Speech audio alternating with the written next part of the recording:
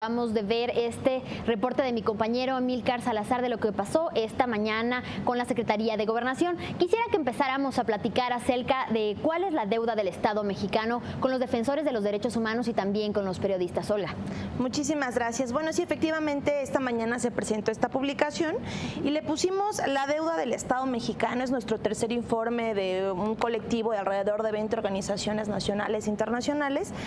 Y consideramos que justamente era un momento muy particular para presentarlo. Este año 2017 ha sido un año donde ha habido una escalada de violencia y ha habido muchísimo riesgo para las personas que ejercen su derecho a la defensa de derechos humanos y a la libertad de expresión. Empezó el 15 de enero con el asesinato del defensor Isidro Valdenegro en Chihuahua, justo cuando incluso estaba de visita el relator especial de Naciones Unidas de la situación de defensores de derechos humanos. 15 días después se asesinó a uno de sus familiares y así nos hemos seguido en alrededor de 14 asesinatos, así es, asesinatos como tal a personas defensoras de derechos humanos y periodistas. Ustedes han cubierto muy bien además los asesinatos, por ejemplo, los periodistas Cecilio Pineda en Guerrero, el de Javier Valdés en Sinaloa, y podemos ver que además la situación es generalizada, ¿no? El asesinato de la periodista Miriam Rodríguez en Tamaulipas. Entonces vemos que hay una situación, digamos, de riesgo muy particular para este sector de la población que ejerce sus derechos a la defensa de derechos humanos y libertad de expresión. Bueno, situaciones terribles, pero además investigaciones que han sido abandonadas sin ningún esclarecimiento de los hechos. Garance, ¿qué nos puedes decir tú al respecto? ¿Cuál es la deuda del Estado mexicano con periodistas y defensores de derechos humanos? Sí, justamente como bien lo decía Olga, este informe llega a un momento perfecto, si podemos decirlo así, en un contexto nacional que está viviendo México, en el cual se necesita más que nunca la implementación de una política pública integral que requiere una parte de prevención, de atención, de investigación, de sanción y de reparación a las violaciones cometidas en contra de personas defensoras de derechos humanos y periodistas. Lo que no estamos viendo hasta el momento. El informe que se presentó esta mañana justamente habla de esta deuda del Estado mexicano que no hasta el momento ha sido capaz de dar una respuesta eficaz y adecuada frente al número cada vez más importante de violaciones, de ataques, hasta asesinatos de personas defensoras de derechos humanos y periodistas. Ante tal escenario, Olga, ¿cómo calificarías este mecanismo de protección que han tratado de implementar, pero sin ningún éxito claramente? Sí, bueno, justamente la crítica que hacemos en este informe, que es también un balance, ¿no?, se basa particularmente en contradicciones.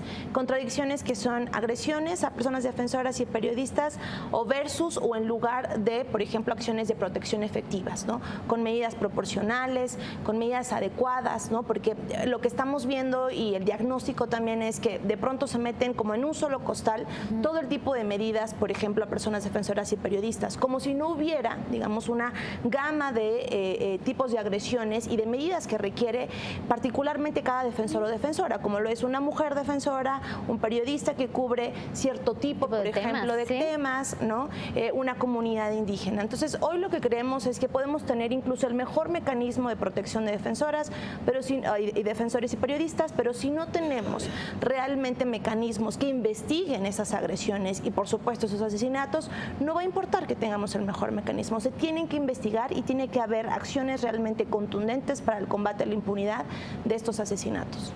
Garance, ¿cómo calificas este mecanismo de protección? ¿Consideras que hay algún caso en el que realmente haya sido efectivo o coincides con Olga?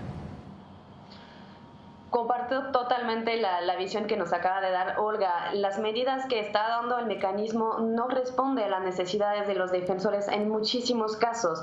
Lo hemos podido ver y unos de los periodistas que fueron víctimas de ataques que estaban bajo el mecanismo no sabe hasta el momento dar esta respuesta, y justamente eso de las mujeres, de las personas defensoras de derechos humanos, de las mujeres, de los indígenas, de las comunidades, el mecanismo no está dando una respuesta adecuada que permita implementar en el contexto específico de las personas beneficiarias de este mecanismo.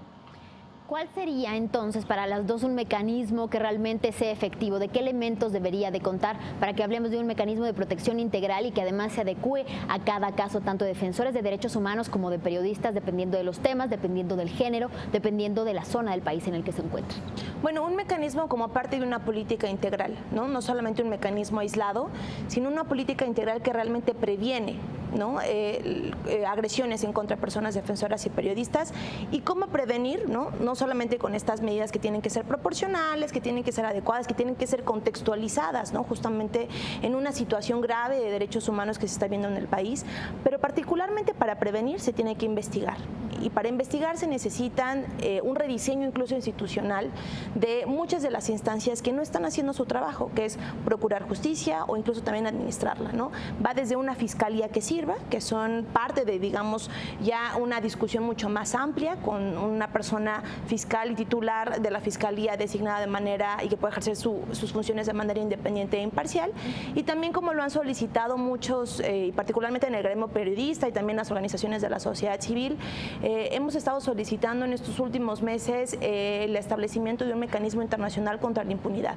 Lo que creemos hoy es que el gobierno mexicano tiene que apoyarse también de personas expertas internacionales que ayuden y coadyuven con las instituciones nacionales para hacer investigaciones efectivas, que realmente ayuden a llevar a las personas responsables de la comisión de estos delitos ante la justicia. Granz, ¿qué elementos agregarías a este mecanismo de protección para periodistas y defensores de derechos humanos a que sea realmente integral? Y también coméntanos un poco acerca de este tema de la impunidad. Sabemos que mientras no se castiguen los delitos, pues estos van a seguir ocurriendo. Sí, como bien se ha mencionado, es muy importante que el mecanismo de protección sea parte de una política pública integral, que el mecanismo no sea en sí la respuesta única del Estado, sino que sea solo una parte que permite articular con muchas otras acciones concretas que el Estado tiene que hacer.